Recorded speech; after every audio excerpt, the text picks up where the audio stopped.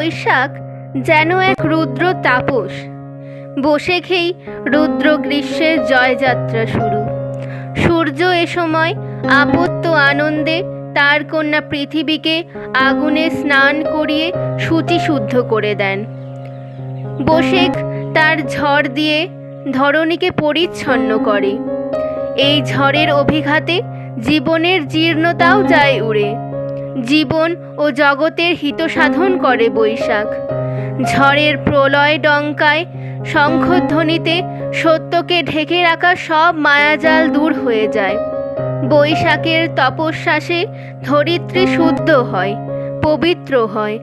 সৃষ্টিকর্তার কাছে তাই তো সুরের গুরু প্রার্থনা করেছেন, আগুনের পরশমণি ছোঁয়াও প্রাণে, এ জীবন পূর্ণ করো, এ জীবন পূর্ণ করো, এ জীবন পূর্ণ করো, এ জীবন পূর্ণ করো দহন দানে।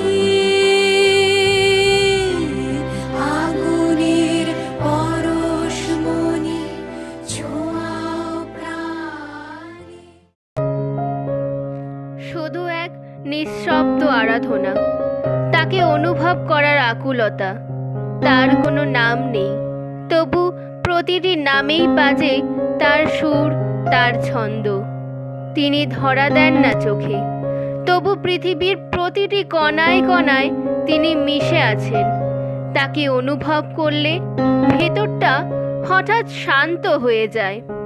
থাকে না কোনো চাওয়া, অন্তর যেন বলে ওঠে,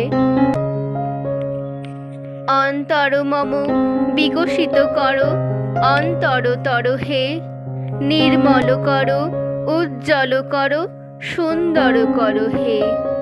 জাগ্রত করো, উদ্যত করো, নির্ভয় করো হে। মঙ্গল করো, নিরলস নিঃসংশয় করো হে। অন্তর মম বিকশিত করো, অন্তরতর হে।